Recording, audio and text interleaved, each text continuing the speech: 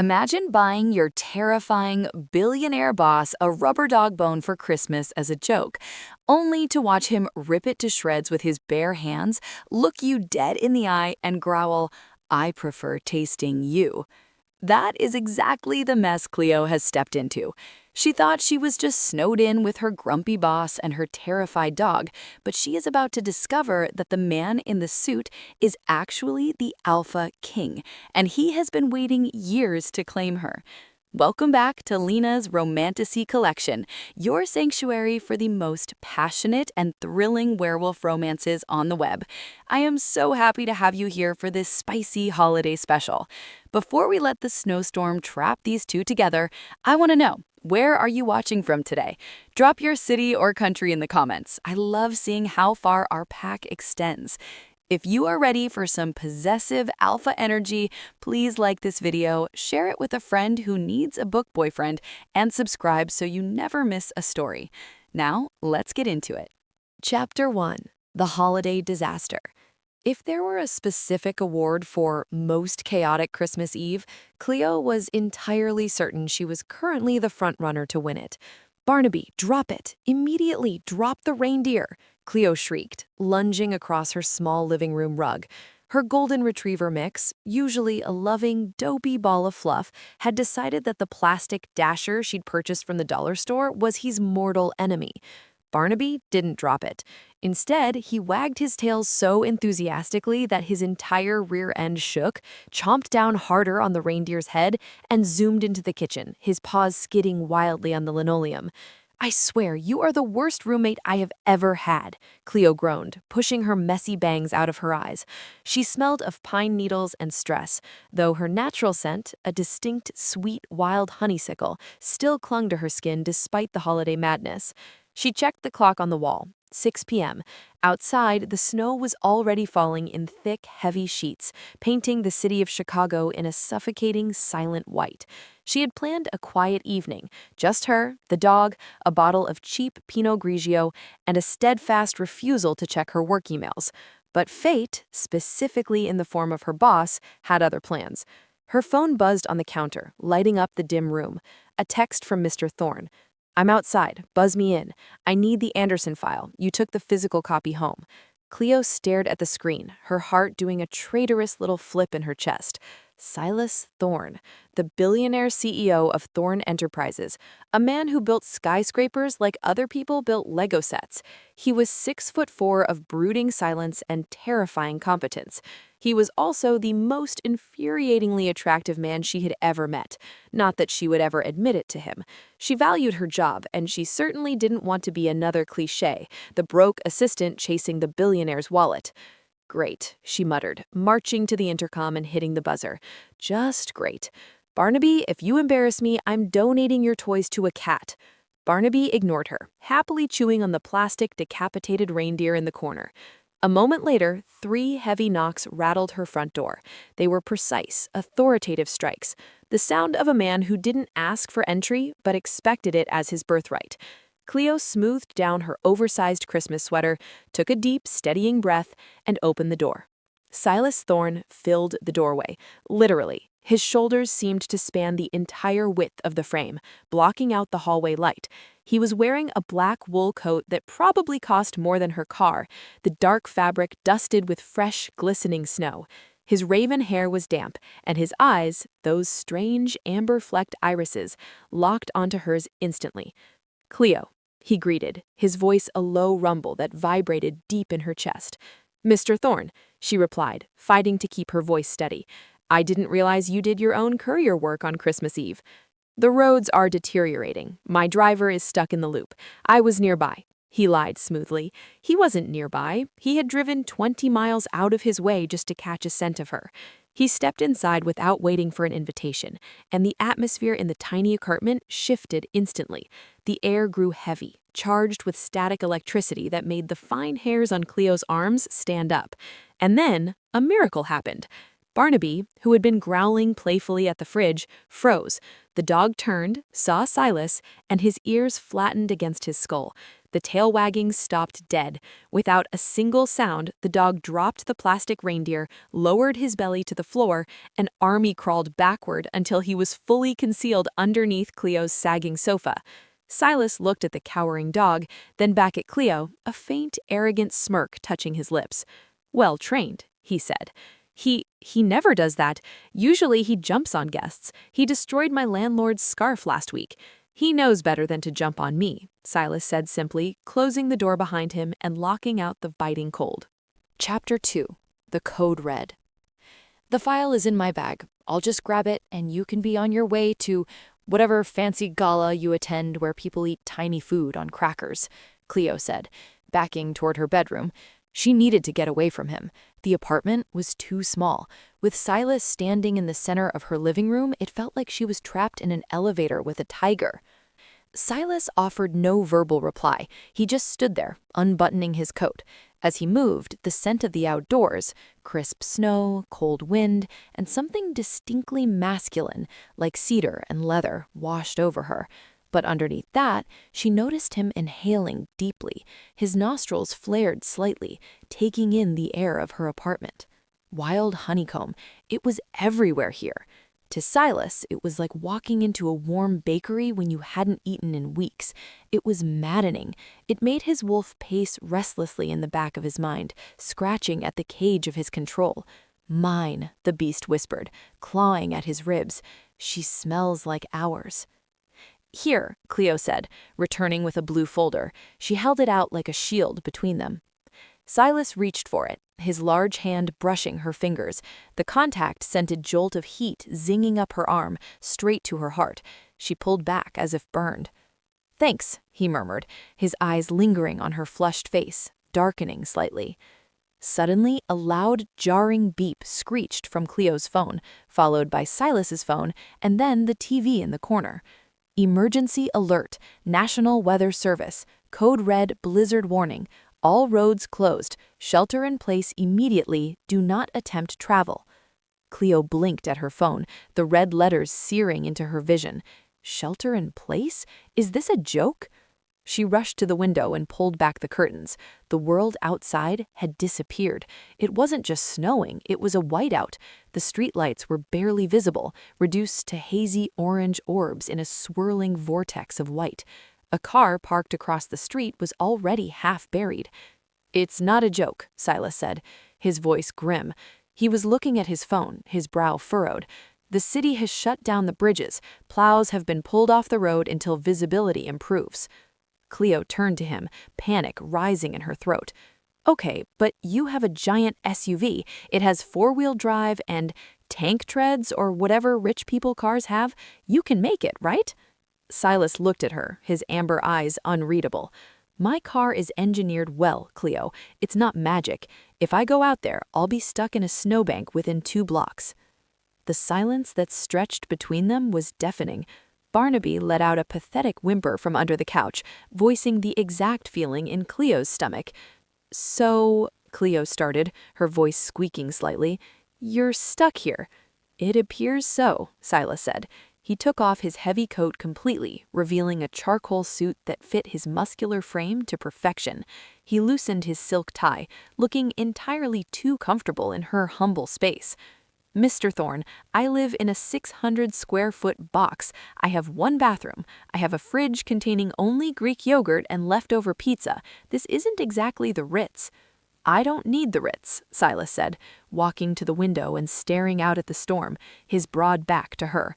"And stop calling me Mr. Thorne. Since we're going to be roommates for the foreseeable future, call me Silas." "I can't call my boss Silas," she snapped, crossing her arms over her chest. "It's weird." He turned his head, looking over his shoulder. The intensity of his gaze pinned her to the spot. "Then get used to it, Cleo, because I'm not going anywhere." Chapter 3. Cabin Fever. By the morning of the second day, Cleo was ready to climb the walls. The snow hadn't stopped. If anything, the tempest had worsened. The wind howled against the brick building, rattling the window panes like a monster trying to get in. But the storm outside was nothing compared to the tension brewing inside. Silas Thorne was simply too big for her apartment. It wasn't just his physical size, though having to squeeze past his broad shoulders in the narrow hallway was doing terrible things to her blood pressure. It was his presence. He was dominant, silent, and watchful. He had spent the first night sleeping on her pull-out couch, which was far too short for him. His feet hung off the end, yet he hadn't complained once. He just woke up, made coffee using her cheap beans, which he somehow brewed better than she ever did, and sat at her tiny kitchen table working on his laptop. "You're hovering," Silas said, without looking up from his screen. Cleo froze. She had been pretending to wipe down the counter for the 10th time. "I am not hovering. I am cleaning. It's what people do when they don't have assistants to do it for them." Silas closed his laptop and leaned back in the creaky wooden chair. The wood groaned in protest under his weight. "Is that what you think? That I'm helpless without staff?" "I think you're used to a certain standard of living," Cleo retorted, throwing the rag into the sink with a wet slap.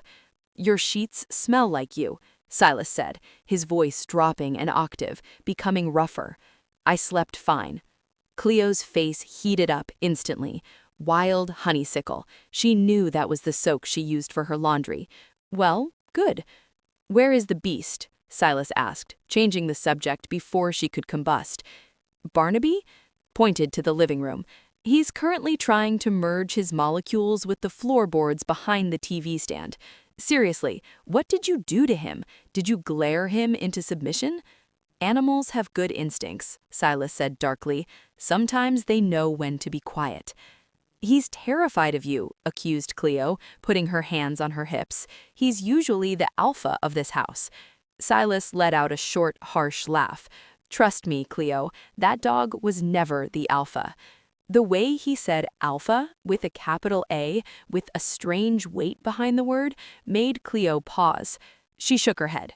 "Whatever. Look, if we're going to be stuck here another night, we need rules. Rule 1, you stop staring at me like a puzzle you're trying to solve." Silas stood up. He moved so quietly for a big man.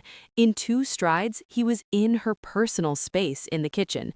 He leaned down, bracing his hands on the counter on either side of her, trapping her effectively. "And what if I like the puzzle?" he whispered. Cleo's breath hitched. She looked up into his eyes. They were mesmerizing, swirling with flecks of gold. "I don't date bosses, Silas. I don't do the whole rich guy flings thing. I work hard for my reputation." "Is that what you think this is?" He leaned closer, inhaling the scent at the crook of her neck. "A fling?" "I don't know what this is," she admitted, her voice trembling, "but I know you're dangerous." "You have no idea," he murmured. He looked like he was about to kiss her or maybe devour her whole, but then he pulled back, his jaw tight. He walked away toward the living room, leaving Cleo gripping the counter, her knees shaking. Chapter 4. The Breach. The attack happened on the evening of the 3rd day. The storm had finally broken, leaving behind a silent, frozen world. The city was still paralyzed, but the wind had died down. Cleo and Silas were sitting on the floor of the living room. The power had flickered out an hour ago, leaving them in the intimate, dim glow of candlelight. They were playing cards. Go fish, because it was the only deck Cleo possessed. "Got any threes?" Cleo asked softly. "Go fish," Silas said, but he wasn't looking at his cards. His head was cocked to the side, his body rigid as stone. "Silas?" Cleo asked, sensing the shift in his energy. "What is it?" "Quiet," he ordered. It wasn't a suggestion, it was a command so absolute that Cleo's mouth snapped shut instinctively. Silas stood up slowly. He moved to the window, peering through the crack in the curtains. His body was vibrating with tension. A low sound rumbled in his chest. It sounded almost like a growl, but that was impossible. "Get in the bathroom," Silas said, turning to her. His face was pale, his eyes wild. "Lock the door. Do not come out until I tell you." "What? Why? Is it a burglar?" Cleo scrambled to her feet, confusion warring with fear. Crash! The sound of glass shattering came from the kitchen window. The back door exploded inward with a deafening boom, splinters of wood flying across the hallway. "Go!" Silas roared, shoving Cleo toward the hallway. Before Cleo could scream, 3 men poured into the apartment, but they didn't move like ordinary men. They moved with a terrifying, animalistic speed, hunched low, their eyes reflecting the candlelight with a sickly yellow glow. They were dressed in tattered, heavy coats, smelling of wet fur and rot. "Thorne," one of the intruders hissed, his voice garbled and unnatural. "We smelled you. No pack to protect you now." Cleo froze in the hallway, paralyzed by terror. Silas didn't run. He stepped between Cleo and the intruders. "You made a mistake coming here," Silas said, his voice dropping into something guttural and demonic. "This territory is mine." The first man lunged. He had a knife, but he swung it with unnatural force. Silas caught the man's wrist in midair. There was a sickening snap of bone. The intruder howled, a sound that was more wolf than human, and Silas threw him across the room. The man hit the wall so hard the plaster cracked. The other 2 attacked at once. "Silas!" Cleo screamed. Silas was a blur of violence. He didn't fight like a boxer. He fought like a predator. He grabbed one attacker by the throat and slammed him into the floor, the impact shaking the entire apartment building. He took a punch to the ribs that would have killed a normal man, but he barely flinched. He was fighting to keep them away from her. Every move was calculated to push them back toward the broken door. But he was holding back. Cleo could see the strain in his neck, the way his muscles bulged, ripping the seams of his expensive shirt. He was fighting the urge to do something more. One of the intruders pulled a crowbar and swung it at Silas's head. Silas ducked, but the metal clipped his shoulder, tearing skin. Blood, dark and rich, sprayed onto the floor. Silas roared. He grabbed the man by the lapels of his coat and headbutted him. The sound was like 2 stones cracking together. The man went limp.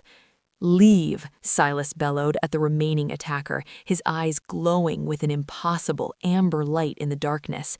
The last intruder looked at his fallen comrades, then at the monster standing before him.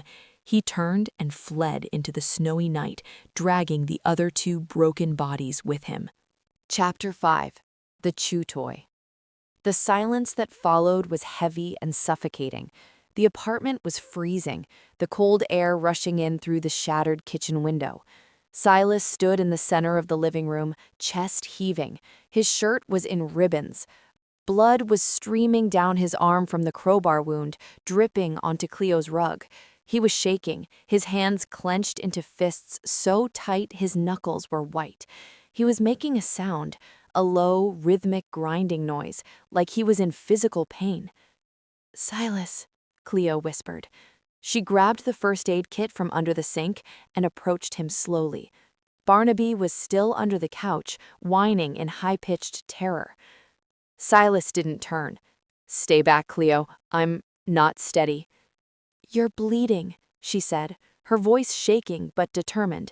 She wasn't going to leave him. He had just fought off 3 men for her. "Sit down, please."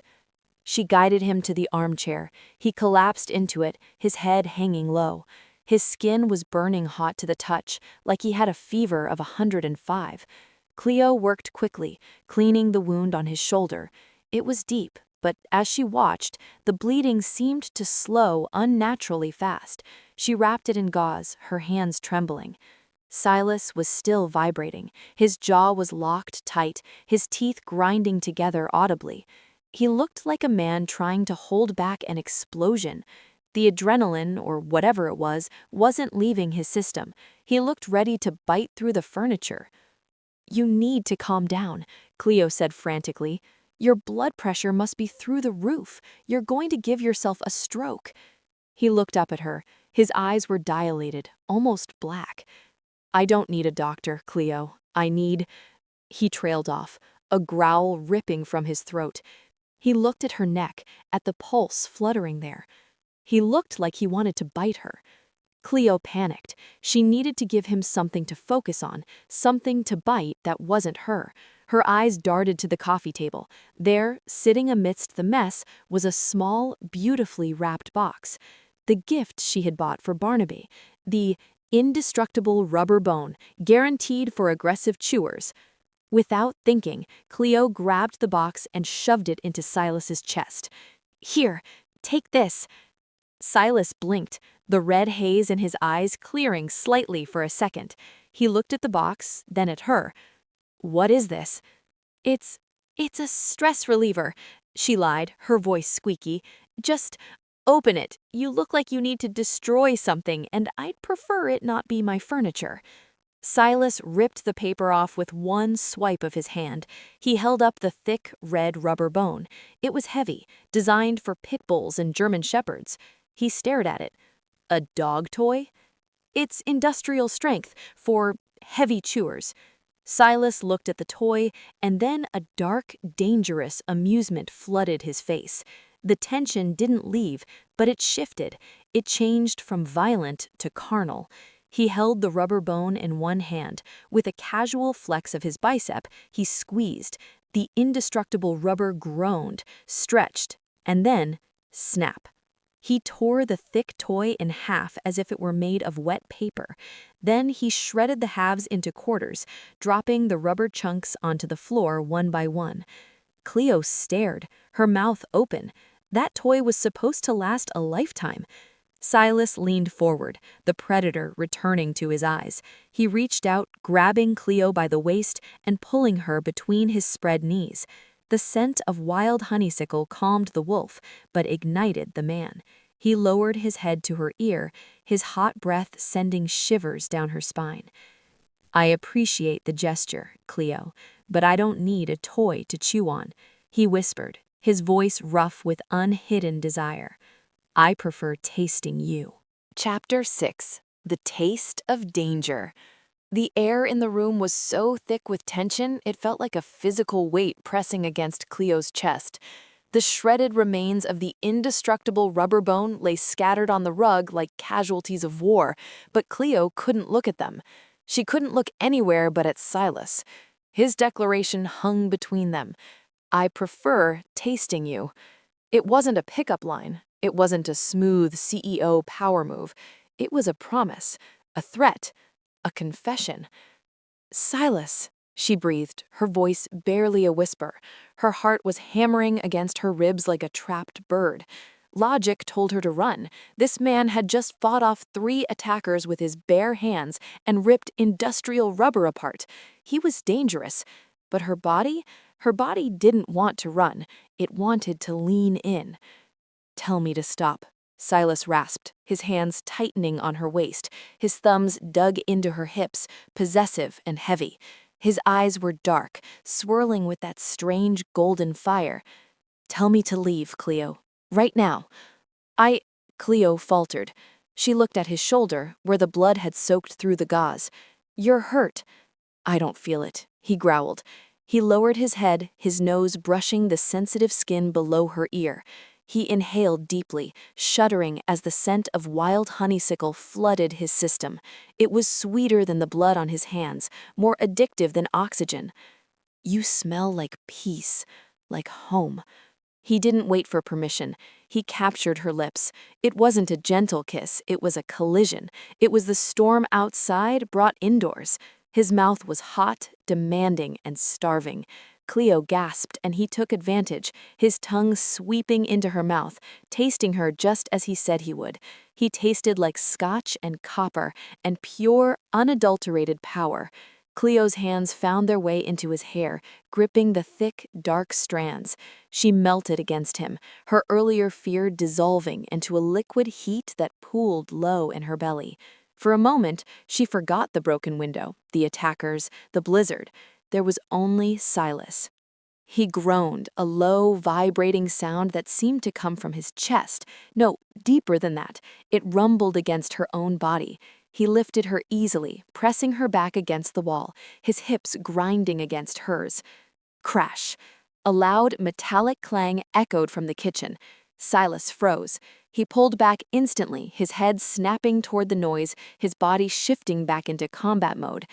Cleo blinked, dazed, her lips swollen and tingling. What was that? They both looked toward the kitchen.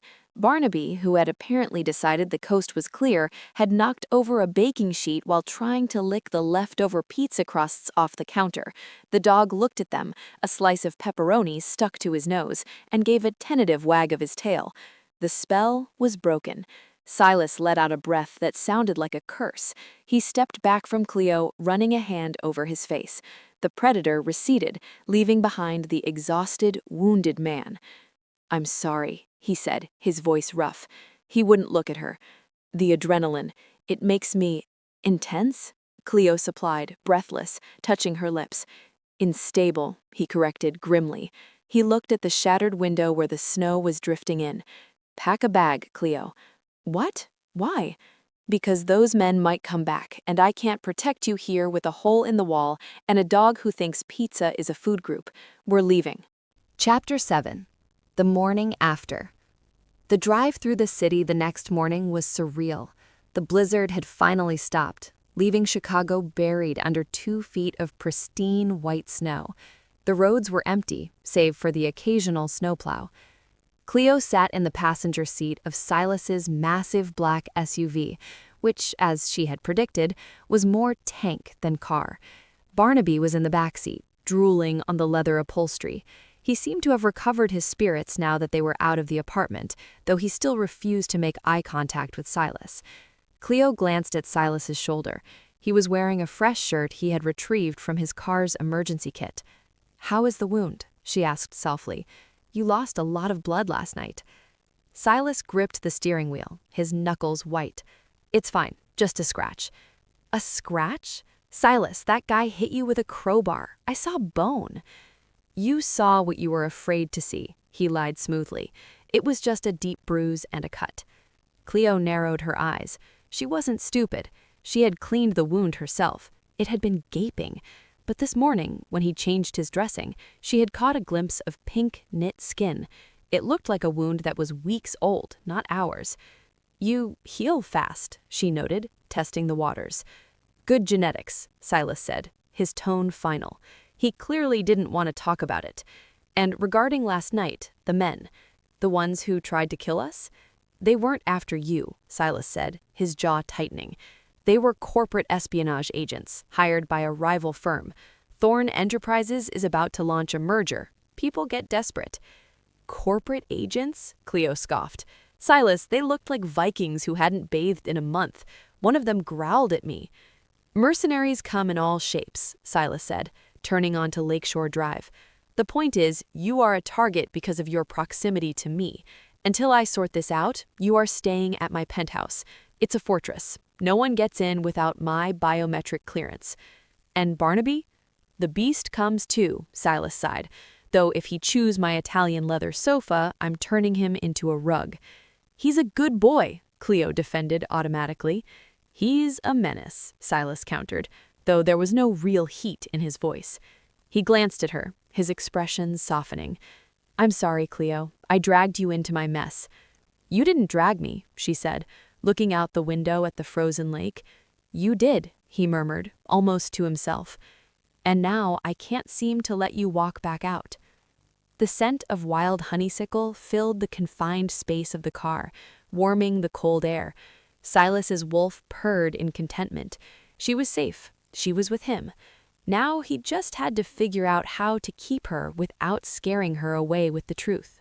Chapter 8. The Penthouse Fortress.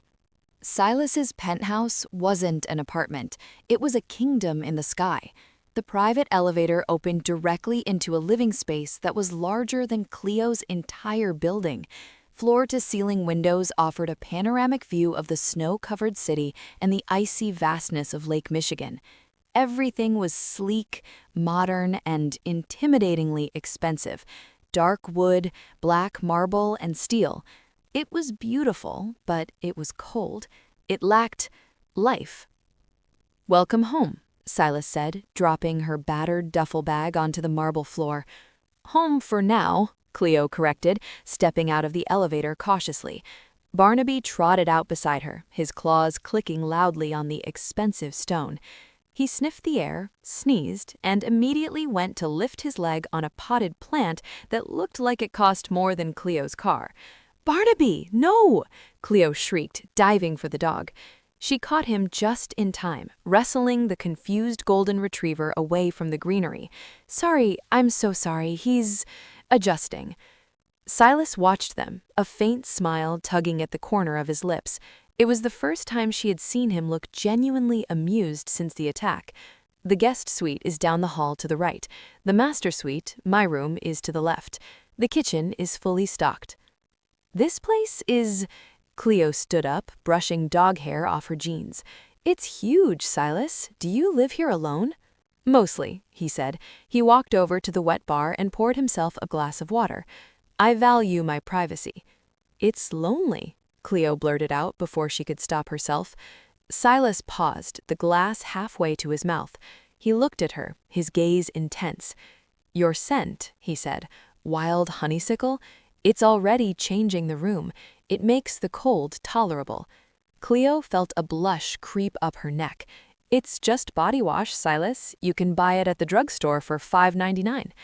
"No," he shook his head, his voice dropping to that husky register that made her knees weak. "It's not just the soap. It's you. It's your chemistry. It's intoxicating." He reached out, his hand hovering near her cheek, but he pulled back at the last second. He was holding back. Cleo could see the restraint in the tightness of his jaw, the way his hands clenched into fists at his sides. "Why do you look at me like that? Like you're hungry?" "Because I am," he admitted darkly. "Go unpack, Cleo, before I forget that I'm supposed to be a gentleman." He turned and strode toward his office, slamming the heavy oak door behind him. Cleo stood in the massive room, her heart racing, wondering exactly what she had gotten herself into. Chapter 9. The Unwanted Guest. 2 days passed in the penthouse. It was a strange, domestic bubble. Silas worked from his home office, barking orders into his phone and managing the crisis of the attempted kidnapping, his cover story. Cleo worked remotely, answering emails and trying to keep Barnaby from eating Silas's silk rugs. On the third afternoon, the elevator chimed. Cleo looked up from her laptop on the kitchen island. She wasn't expecting anyone. Silas was in a video conference in his office. The doors slid open, and a woman stepped out. She was stunning, tall, with sleek platinum blonde hair, wearing a white power suit that fit her like a second skin. She carried herself with an air of absolute authority. She stopped when she saw Cleo. Her blue eyes narrowed, scanning Cleo from head to toe. Then she did something strange. She tilted her head back and sniffed the air, her nose wrinkling in distaste. "Who are you?" the woman demanded. Her voice was ice cold. "I'm Cleo," she replied, standing up and straightening her spine. "Mr. Thorne's executive assistant. Who are you?" "I'm Sloane," the woman said, stepping further into the room.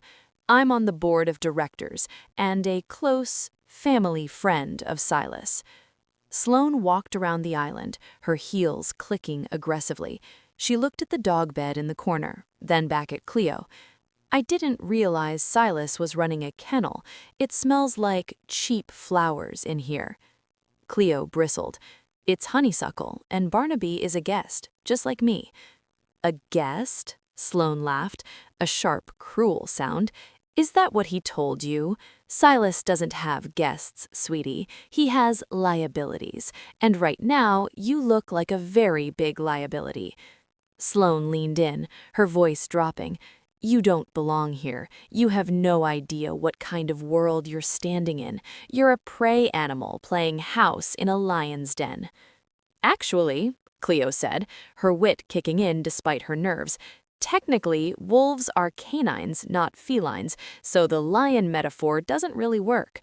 Sloane's eyes widened, her pupils dilating into vertical slits for a split second. "What did you say?" "Sloane." Silas's voice cracked through the room like a whip. They both turned. Silas was standing in the doorway of his office. He looked furious. The air around him seemed to darken. Silas, Sloane purred, her demeanor changing instantly to something sultry. I was just meeting your hire. You weren't invited, Silas said, walking toward them. He didn't look at Sloane. He looked straight at Cleo, checking her for damage. Are you okay? I'm fine, Cleo said, crossing her arms. She was just leaving. Silas turned to Sloane. You hurt her. Get out. Silas, the elders are worried, Sloane hissed, dropping the act. You're harboring a human during a crisis. If the rogues come back... If they come back, I will kill them, Silas snarled, stepping between Cleo and Sloane. She is under my protection. If you speak to her with disrespect again, I will forget your father's rank and throw you off this balcony myself. Sloane flinched. She looked at Silas, then at Cleo, realizing she had lost. Fine, but don't say I didn't warn you. The pack won't like this. She spun on her heel and marched to the elevator. As the doors closed, Silas let out a long, ragged breath.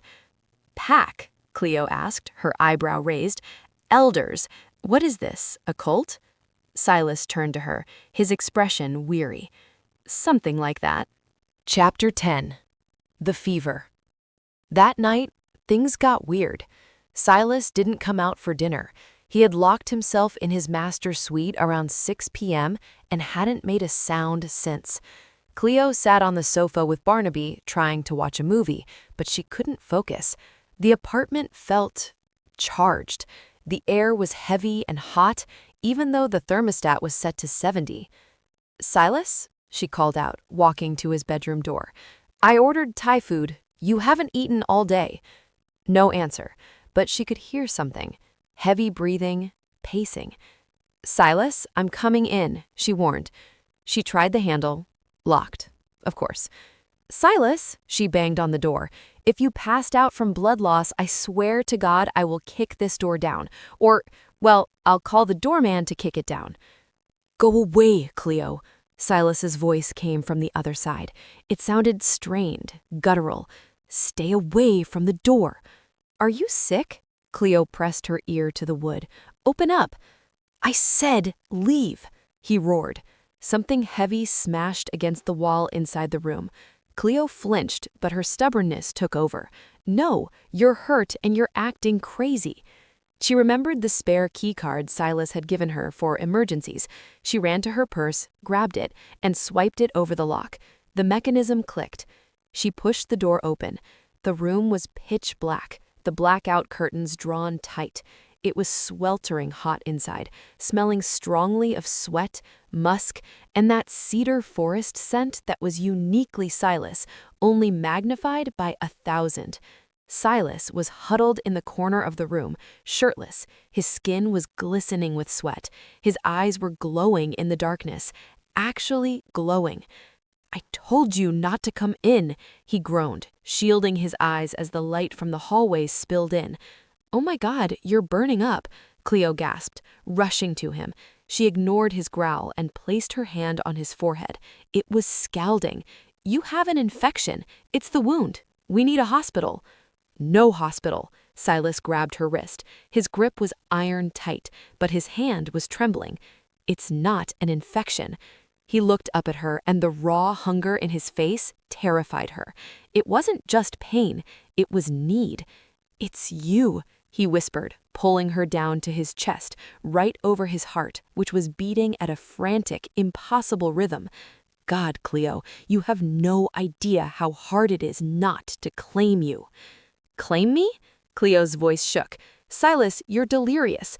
I'm not delirious, he growled against her skin, his teeth grazing her pulse point. I'm an alpha, and you are mine. Chapter 11. The Closed Door. Cleo's heart hammered against her ribs like a bird trapped in a cage. Silas was on top of her, his weight heavy and comforting, but his energy was terrifying. His skin was burning, his eyes glowing, actually glowing, with an amber luminescence that defied biology. Silas, she whispered, her hands pushing against his bare, sweat-slicked chest. You are not making sense. Let me call a doctor. "No doctors," Silas roared, the sound vibrating through her very bones. Suddenly, he wrenched himself away from her. It looked like it physically pained him to do it. He rolled off, crashing into the nightstand and knocking over a lamp. He scrambled backward, putting distance between them, his chest heaving. "Get out," he rasped, his voice sounding like gravel grinding together. "Cleo, if you don't leave this room right now, I cannot promise I won't hurt you."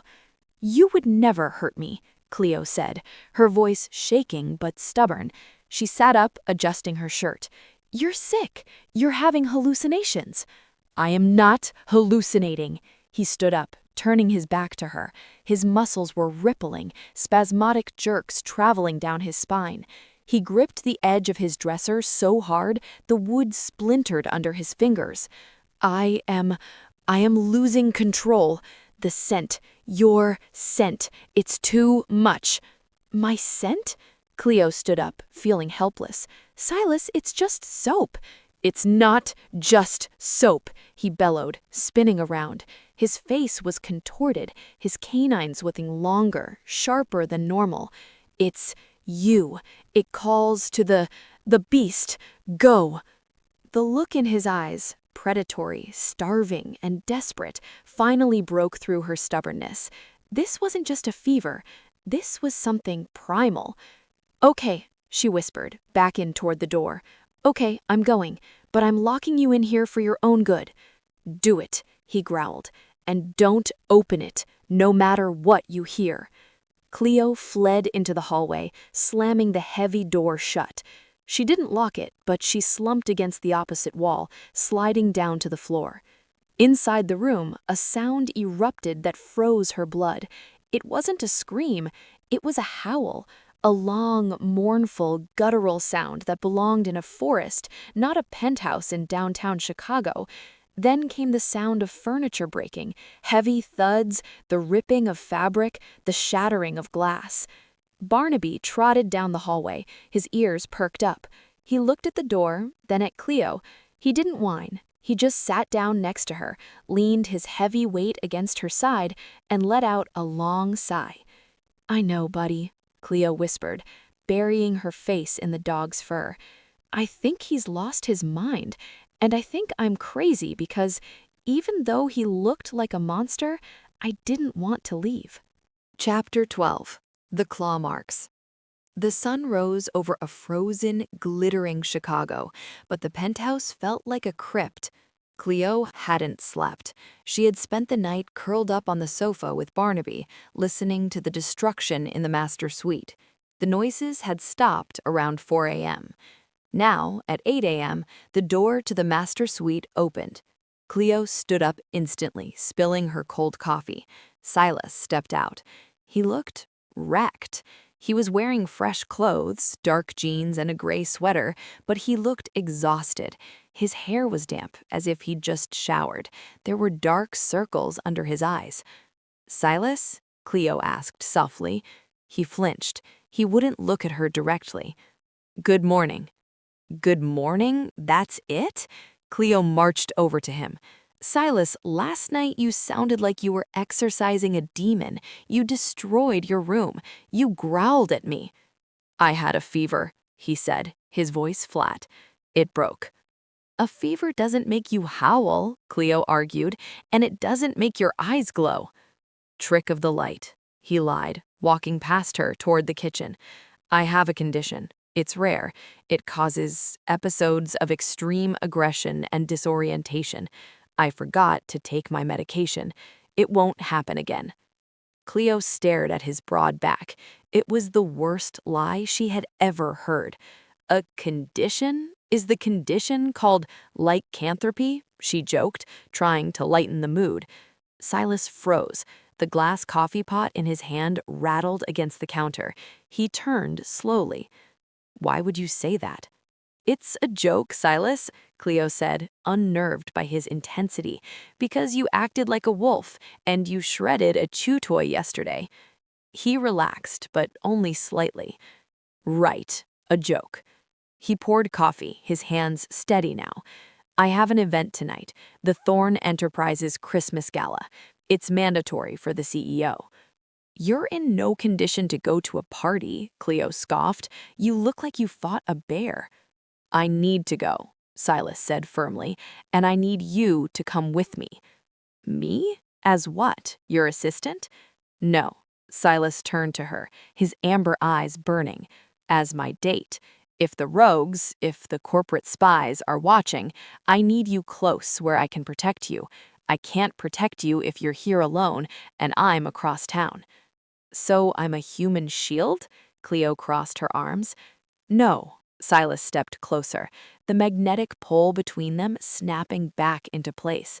He reached out, tucking a strand of hair behind her ear. His fingers lingered on her neck. Barnaby, who had been watching from the sofa, suddenly let out a soft woof. He trotted over to Silas and, for the first time ever, nudged Silas's hand with his wet nose. Silas looked down at the dog in shock. Looks like the beast approves. Cleo smiled weakly. Okay, I'll go. But if you start growling at the waiters, we are leaving. Chapter 13. The Scent of Claiming. The dress arrived at noon. It was a courier delivery, clearly ordered by Silas's people. It was a floor-length gown of emerald green velvet with a slit up the thigh and a neckline that was tasteful but daring. It was the most beautiful thing Cleo had ever touched. I can't wear this, Cleo told Silas, who was in the living room reading emails. This costs more than my college tuition. I'll feel like an imposter. You'll look like a queen, Silas said without looking up. Wear it. By 7 p.m., Cleo was ready. She walked into the living room and Silas stopped breathing. He stood up slowly, his eyes raking over her body. The velvet hugged her curves, and the deep green made her pale skin glow. Well, she asked, spinning around, do I pass inspection? Silas didn't speak. He crossed the room in 3 long strides. He stopped in front of her, his hands hovering over her shoulders. You are... He struggled for words. Breathtaking.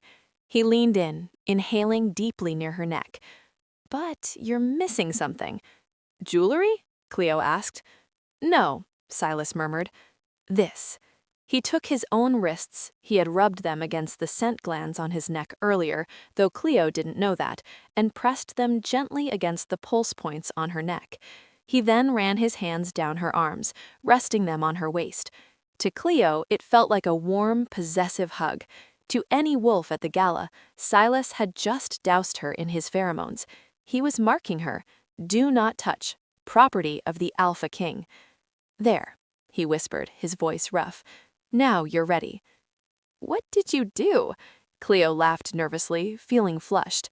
You just rubbed your wrists on me. Old superstition, Silas said, his eyes twinkling with a secret. For luck, and to keep the wolves at bay. Metaphorical wolves, right? Let's hope so, Silas grimaced. He offered her his arm. Shall we? Barnaby watched them leave from his spot on the rug, chewing happily on one of Silas's expensive Italian leather loafers. Silas saw it, sighed, and decided to let the dog live. Chapter 14. The Gala. The gala was held at the Grand Hall of the Drake Hotel.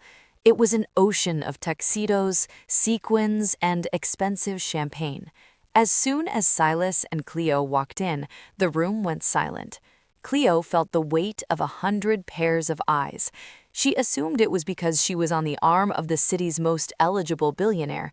She didn't notice that the people staring the hardest were the ones sniffing the air subtly. Stick to me, Silas murmured, his hand tightening on her waist. Do not leave my side. I wasn't planning on it, Cleo whispered back. These people look like they bite. Some do, Silas muttered. They moved through the crowd. Silas was stiff, his head on a swivel. Every man who looked at Cleo got a glare from Silas that could curdle milk. Silas, relax, Cleo hissed. You're crushing the champagne flute. They're staring, Silas growled. They're staring because you look like you're about to murder someone, she corrected. Suddenly, a man approached them. He was tall, with slicked back hair and a smile that didn't reach his cold eyes. Silas, the man said smoothly, I didn't think you'd show. Rumor has it you've been indisposed. Silas stiffened. Vane, what are you doing here? I'm a shareholder, Vane smiled, showing too many teeth. He turned his gaze to Cleo. He leaned in, sniffing blatantly. And who is this? My God, Silas, is this her, the wild honeysuckle? Cleo blinked. Excuse me? Vane reached for Cleo's hand. A pleasure, my dear. You smell delicious. Before Vane's fingers could graze Cleo's skin, Silas moved. He slapped Vane's hand away with a force that echoed through the small circle of bystanders. Touch her. Silas dropped his voice to a subsonic growl that vibrated the floorboards. And I will remove your hand from your body, Vane. Here, in front of the mayor. Vane recoiled, clutching his hand. He laughed nervously, but there was fear in his eyes. Touchy, touchy, just looking, King. Go, Silas ordered. Vane disappeared into the crowd. Cleo stared at Silas.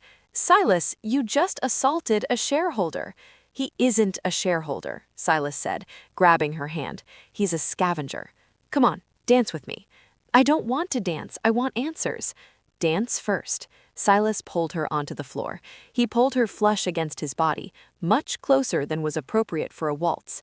His chin rested on her head. I'm sorry, he whispered into her hair. I'm possessive. It's a flaw. A flaw? Cleo looked up at him, melting despite her anger.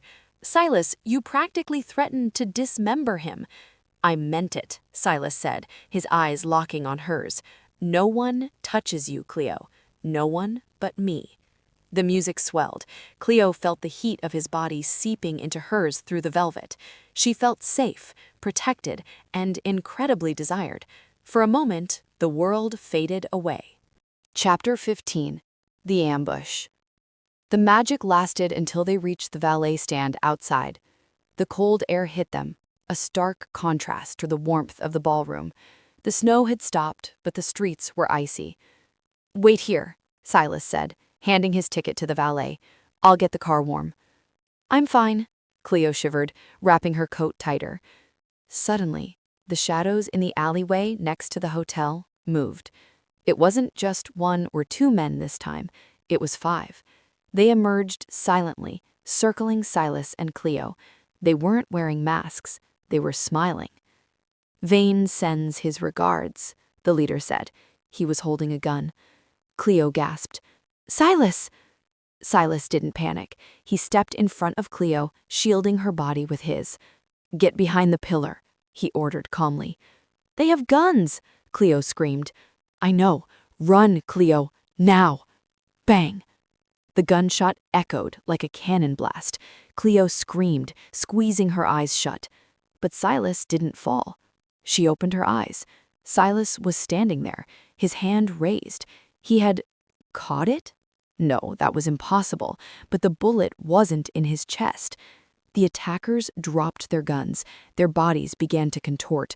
The cracking of bones filled the alleyway, a sickening, wet sound. Their spines elongated, their jaws snapped forward, their clothes ripping apart. Cleo watched in horror as the 5 men transformed into 5 massive, snarling wolves. Oh my God, she whispered, backing away until she hit the brick wall. Oh my God. The alpha wolf lunged at Silas. Silas, look out, she shrieked. Silas didn't run. He looked at Cleo, a look of profound apology in his eyes. Forgive me, he said. And then Silas Thorne, the billionaire CEO, exploded. His suit shredded as his body expanded. Fur, black as midnight, burst from his skin. He grew 2 feet in height. His roar shook the glass of the hotel windows. In seconds, where Silas had stood, there was now a monster, a wolf. But not just a wolf. He was huge, easily twice the size of the attackers. He was a beast of shadow and muscle, with burning amber eyes. The Alpha King. He launched himself at the attacking pack, his jaws snapping around the leader's throat. Cleo slid down the wall, her hands covering her mouth, her mind struggling to comprehend what she was seeing. Her boss wasn't sick, he wasn't eccentric, he wasn't a criminal, he was a monster, and she had bought him a chew toy. Chapter 16. The Monster in the Suit. Cleo couldn't breathe. The cold Chicago air burned her lungs, but her brain refused to process the scene unfolding in the alleyway. Seconds ago, she had been standing next to her boss. Now, she was staring at a creature from a nightmare. Silas, or the massive midnight black wolf that used to be Silas, was a blur of violence. He was easily double the size of the other wolves, his shoulders broad and rippling with terrifying power. When he moved, the ground shook. One of the rogue wolves, a mottled gray beast, lunged for Cleo. Silas intercepted him in midair. With a roar that shattered the remaining windows of the alleyway, Silas clamped his jaws around the attacker's midsection. He didn't just bite, he crushed. He shook the gray wolf like a rag doll or like a chew toy and tossed him 30 feet into a dumpster. The remaining 3 wolves hesitated. They looked at their fallen leader, then at the towering black beast snarling saliva and fury, his amber eyes glowing like demonic coals. They whined. It was a pathetic, high-pitched sound of submission. Tails tucked, they turned and scrambled over the icy fence, fleeing into the night. Silence descended. Heavy, panting, terrifying silence. Cleo was pressed flat against the brick wall, her heart hammering so hard she thought it might bruise her ribs. She was alone with the monster. Slowly, the massive black wolf turned its head. It looked at her. Cleo stopped breathing entirely. The wolf was covered in blood, not his own. Its teeth were bared, long and curved like daggers. It took a step toward her. "Stay back," Cleo whispered, her voice trembling. She held out a hand, a ridiculous, instinctual gesture. Good boy?" The wolf paused. It blinked. The glowing amber fire in its eyes dimmed slightly, revealing a familiar, intelligent golden hue. It chuffed, a soft, apologetic sound deep in its throat, and lowered its massive head. It wasn't attacking, it was bowing. Cleo stared into those eyes. She knew them. She had looked into them across a desk for 2 years. She had looked into them last night when he shredded a rubber bone. "Silas?" she breathed. The wolf nodded, actually nodded. Then he jerked his head toward the end of the alley, indicating the car. He moved behind a large industrial dumpster, out of sight. A moment later, there was the sickening sound of bones cracking and reshaping, followed by a groan of human pain. "Cleo," Silas's voice called out from the shadows. It was hoarse, wrecked. "Get in the car, now." Chapter 17. The HR Violation. The drive back to the penthouse was accomplished in a silence so loud it practically screamed. Silas drove one-handed. He had found a spare trench coat in the trunk to cover his nudity, as his tuxedo had been obliterated during the shift. He looked disheveled, wild, and utterly exhausted.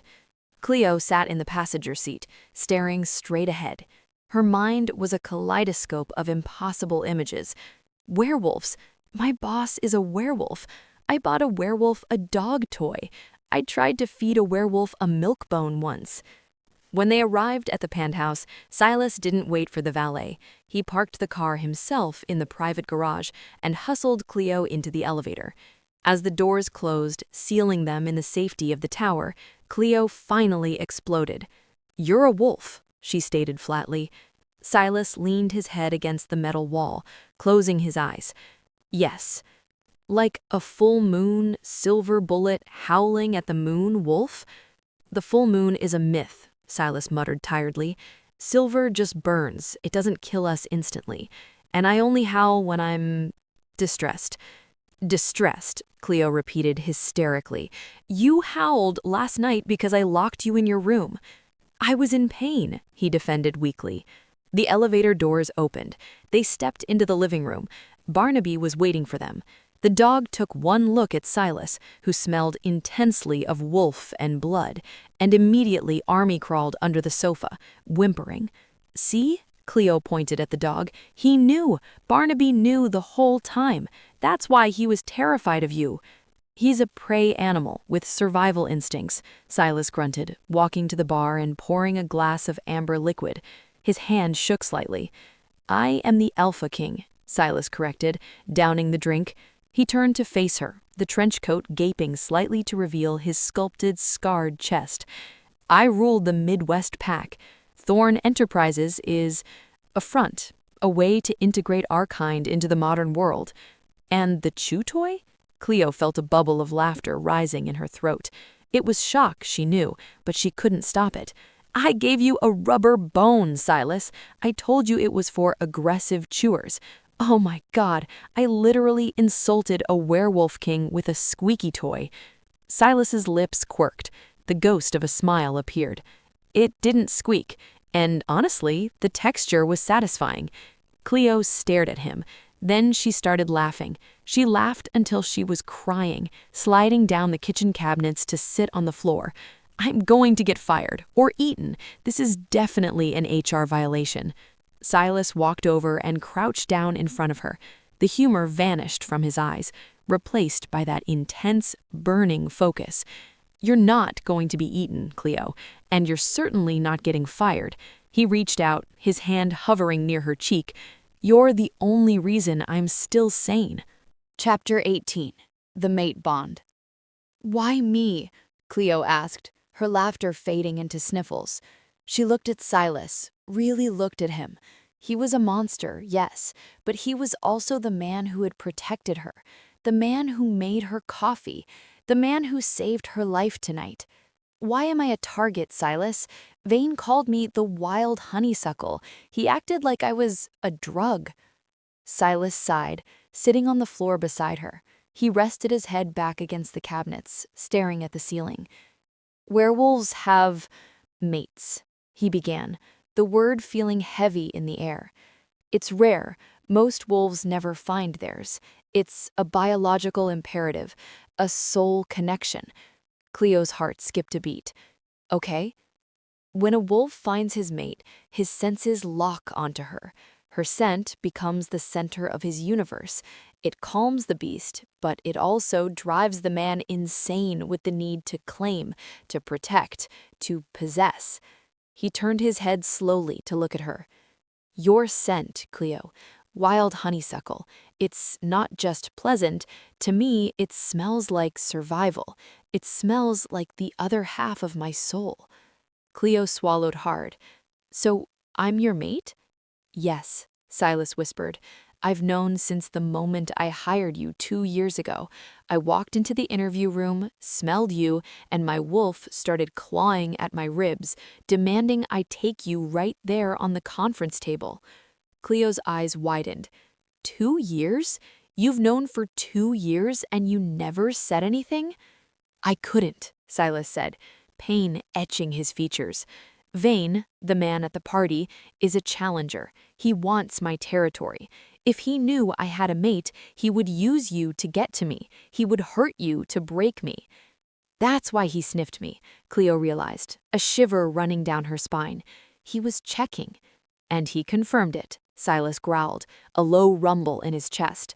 That's why he attacked tonight. He knows that if he kills me, he can claim my territory. And if he takes you... Silas didn't finish the sentence. He didn't have to. The look of pure, murderous rage that crossed his face told her everything. So I'm a liability, Cleo whispered. No. Silas grabbed her hand, interlacing his fingers with hers. His grip was desperate. You are not a liability. You are my queen, and I will burn this entire city to the ground before I let anyone touch a hair on your head. The conviction in his voice hit her like a physical wave. He meant it. This man, this powerful, terrifying creature, worshipped her. I'm not a queen, Silas. I'm just an assistant who has a dog named Barnaby and likes cheap wine. You are everything, he corrected.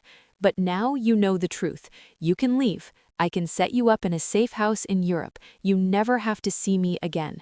He looked like the words were tearing his throat apart. Cleo looked at their joined hands. She thought about the way he looked at her. She thought about the fear she felt in the alley, not for herself, but for him. "I'm not going to Europe," she said. Chapter 19. The Fever Breaks. The moment Cleo said she wasn't leaving, something in the air shifted. The relief on Silas's face was instantaneous, but it was quickly replaced by something else. His pupils dilated until his eyes were almost black. His skin flushed. The scent of cedar and rain that poured off him intensified, becoming thick and heady. He let go of her hand as if she burned him and scrambled to his feet. "Silas?" Cleo asked, sensing the change. "You need to go to your room," he rasped, backing away. He clutched the edge of the granite island, his knuckles turning white. "Lock the door." "Not this again," Cleo stood up. "Silas, stop pushing me away." "You don't understand," he groaned, doubling over. "The fight, the transformation, it accelerated the rut. My control is gone, Cleo. Being this close to you, knowing you accept me, my wolf thinks it's time." "Time for what?" "To claim," he roared. He looked at her, and the hunger in his expression was raw, terrifying, and undeniably arousing. "If you stay here, I won't be able to stop. I will take you, and I won't be gentle." Cleo's breath hitched. She should be scared. A rational person would be scared, but she wasn't rational anymore. She was filled with the same intoxicating heat that radiated from him. She took a step toward him. "Cleo, don't," he warned, a growl ripping from his throat. "You are dangerous." "You keep saying that," she whispered, taking another step. She was close enough to touch him now. She could feel the heat radiating off his bare chest beneath the open coat. "I'm not afraid of you, Silas." Silas shuddered at her touch. A groan of pure agony tore from his lips. "Cleo, please, I don't want to force you." "You're not forcing me," she said, looking up into his burning eyes. "I'm choosing you." She stood on her tiptoes and pressed her lips to his jaw. That was the spark that lit the powder keg. Silas snarled, a sound of pure possession. He grabbed her waist, lifting her off the ground effortlessly, and slammed her back against the kitchen island. It wasn't violent, it was desperate. "Are you sure?" he demanded, his voice a rough rasp against her lips. "Once I start, I can't stop. You will be mine, in every way, forever." "I'm sure," Cleo breathed. "Show me, Alpha." Chapter 20. Surrender. The word alpha on her lips shattered the last of his restraint. Silas kissed her, and the world dissolved. It wasn't like the kiss at the apartment. That had been a question. This was an answer. It was consuming. He kissed her like a man starving, like he needed to breathe her in to survive. His mouth was hot, demanding, devouring every gasp and moan she made.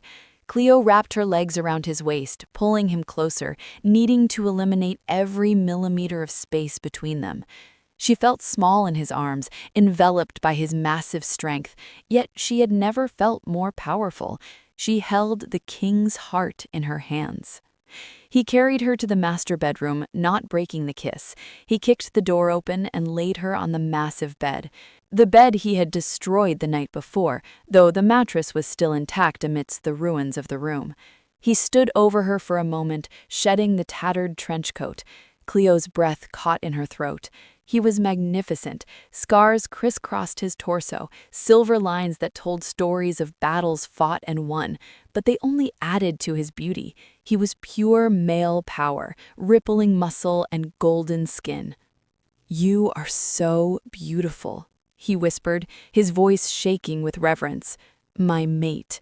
He joined her on the bed, his weight settling over her like a heavy blanket.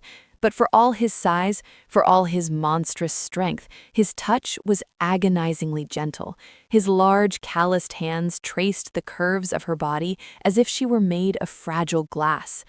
"I waited so long," he murmured against her neck, inhaling the wild honeysuckle scent that drove him mad. "I thought I would die of thirst before I could taste you." "I'm here," Cleo whispered, running her hands down his back, feeling the tension in his muscles. I'm yours."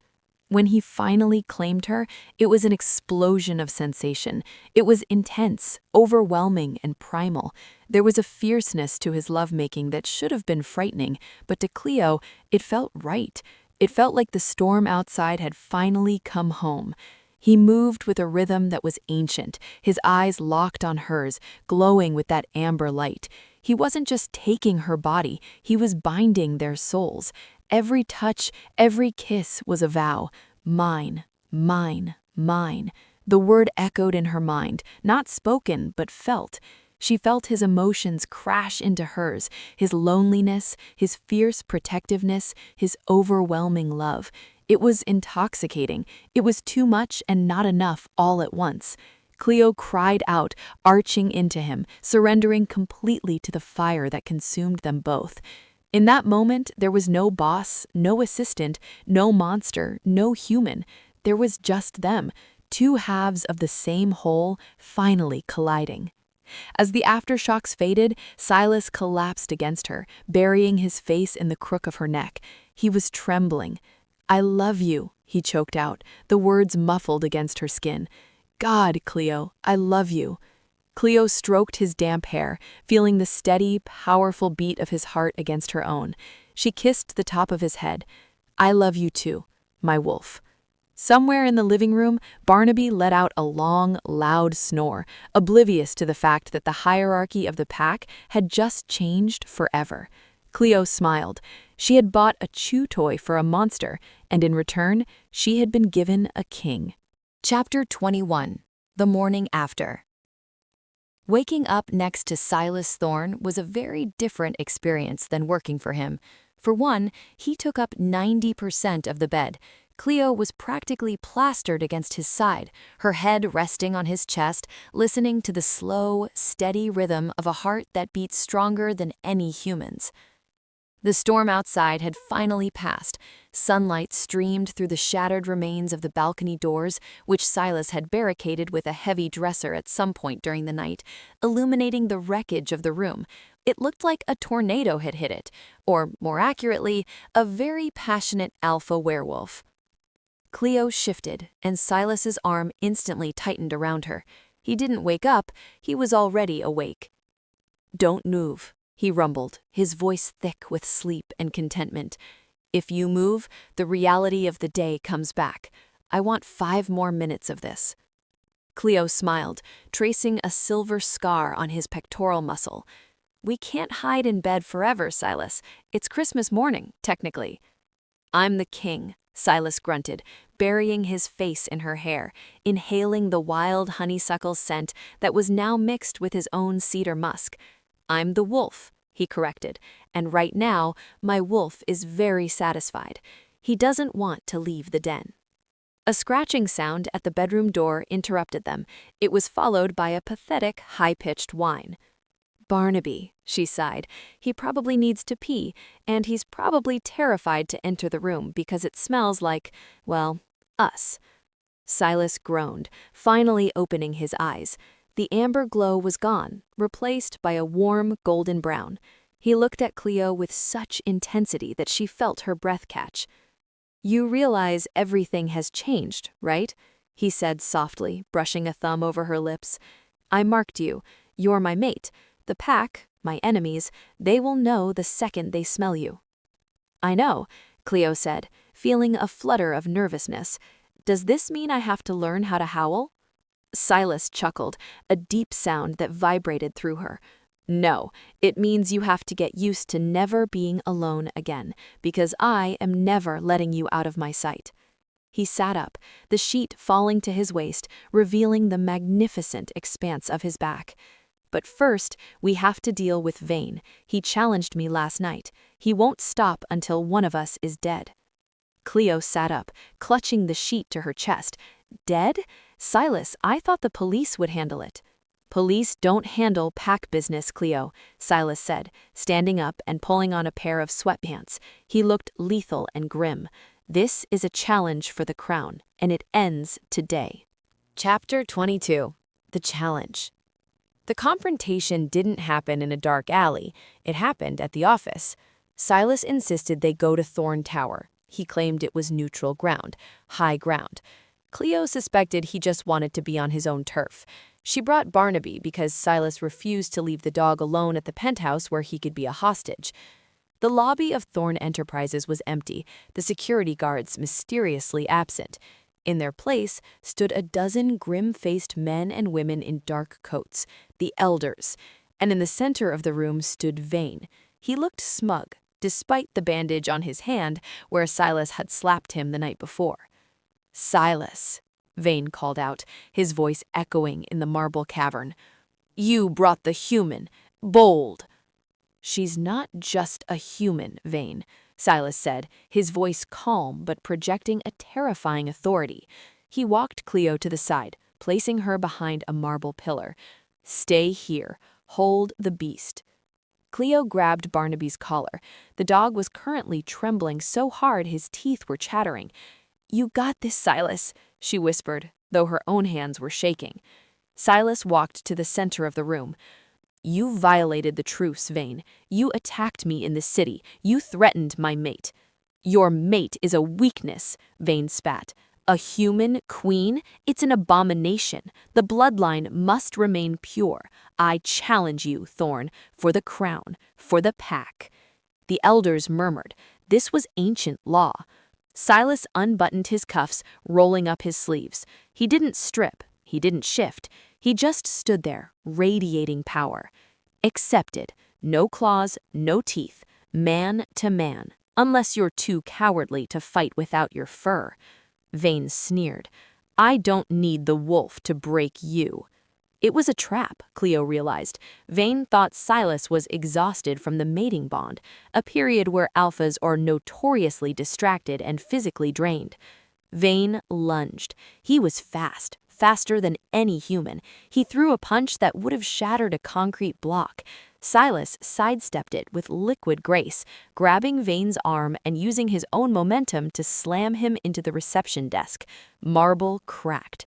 "Is that it?" Silas asked, dusting off his shirt. "I expected more from a usurper."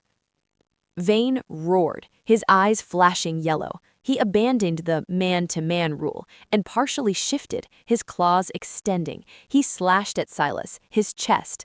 Silas didn't dodge. He took the hit. The claws tore through his shirt, drawing blood. Cleo screamed, "Silas!" But Silas didn't flinch. He smiled. It was a cruel, bloody smile. "Now I can kill you without breaking the rules." Chapter 23. The Alpha's Roar. The fight that followed was brutal. It was a blur of violence that made Cleo nauseous, but she couldn't look away. Silas was a machine. He didn't shift into his wolf form. He didn't need to. He used his human strength with surgical precision. When Vane lunged again, Silas caught him by the throat, lifting him 3 feet off the ground. "You thought because I mated I would be weak?" Silas growled, tightening his grip. "You fool! She doesn't make me weak. She gives me something to fight for." Vane choked, clawing at Silas's arm, kicking wildly. "Release him!" one of the elders shouted. "The fight is won!" Silas ignored them. The rage in his eyes was consuming. He wanted to end this threat permanently. "Silas!" Cleo shouted. She stepped out from behind the pillar. Silas's head snapped toward her. The red haze in his eyes cleared slightly at the sound of her voice and the scent of wild honeysuckle. "Don't kill him," Cleo said, her voice ringing clear in the silent lobby. "He's not worth it. If you kill him, you're just a butcher. Be the king." Silas looked at Vane, whose face was turning purple. He looked back at Cleo. She was holding Barnaby, who had fainted and was lying like a rug at her feet. She looked fierce and beautiful. Silas snarled and threw Vane across the room. Vane slid across the polished floor, crashing into the elevator doors, unconscious. "He lives," Silas announced, his voice booming. "But he is exiled. If he steps foot in Chicago again, I will tear his heart out." He turned to the elders. "Is there anyone else who questions my mate?" The elders looked at Silas, bleeding but unbowed. They looked at Cleo, the human woman who had just commanded the Alpha King to stop a kill. Slowly, one by one, they bowed their heads, baring their necks in submission. "Long live the king," the lead elder murmured. Long live the Queen. Silas walked over to Cleo. He was covered in sweat and blood, his shirt ruined. He looked terrifying. Are you okay? He asked, checking her for injuries she couldn't possibly have. I'm fine, Cleo said, reaching up to wipe a smear of blood from his cheek. But you really need to stop ruining your shirts. It's coming out of the company budget. Silas laughed, picking her up and spinning her around, right there in the lobby, in front of the elders. I don't care about the shirts. I won. We won, Cleo corrected. She looked down at the unconscious dog. Well, Barnaby helped. He provided moral support. Chapter 24. A Very Alpha Christmas. They returned to the penthouse for a proper Christmas. Silas had called a cleaning crew, specialized, Cleo assumed, in werewolf rampage cleanup, to fix the master bedroom while they were gone.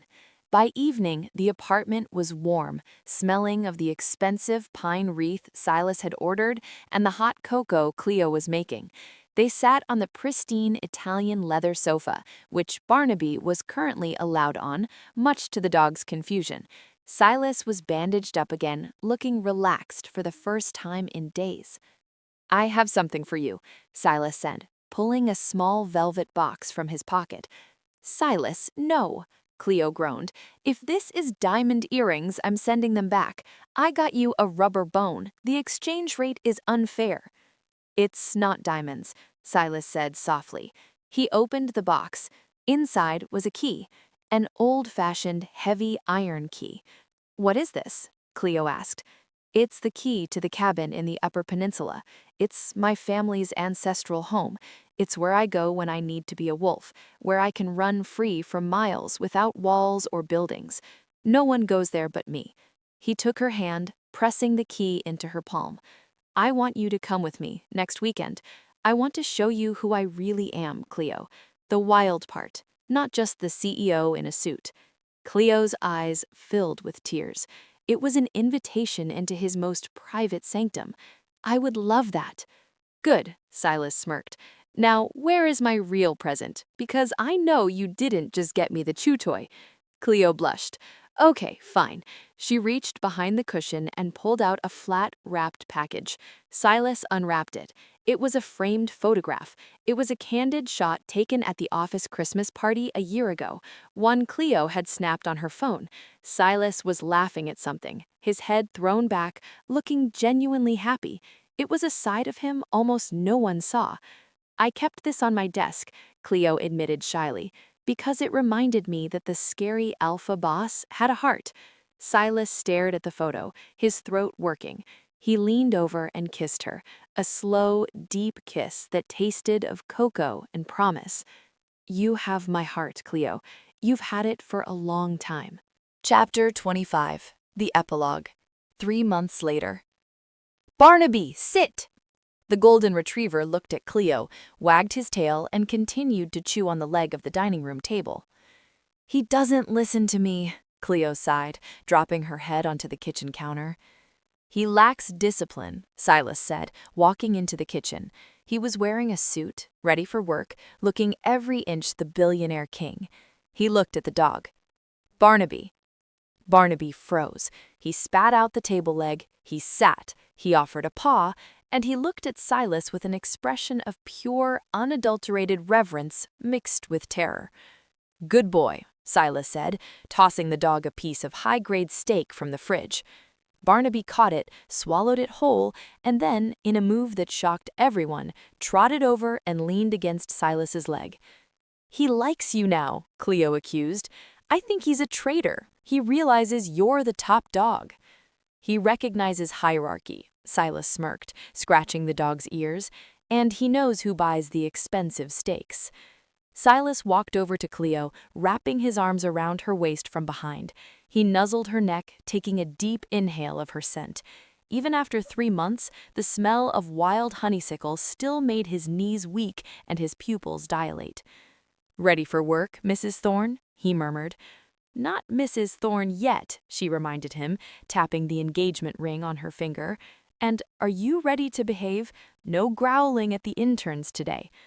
I only growl if they look at you too long, Silas defended. You growled at the printer yesterday. The printer was jamming. It was an act of aggression. Cleo laughed, turning in his arms to face him. He reached into her bag and pulled out a heavy, black object. "What is that?" Silas asked, eyeing it suspiciously. "It's a Kong Extreme, made of military-grade rubber used by canine units. The package says it is virtually indestructible." She tossed it to him. Silas caught it. He squeezed it. It didn't break. He looked at it with a challenge in his eyes. "Virtually indestructible?" he mused, his canines lengthening slightly as a playful growl rumbled in his chest. "Don't take it as a dare, Silas," Cleo warned, grabbing her purse. "We're going to be late."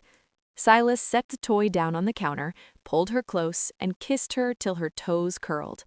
"Keep the toy for the dog," he whispered against her lips, his eyes glowing with that familiar possessive fire.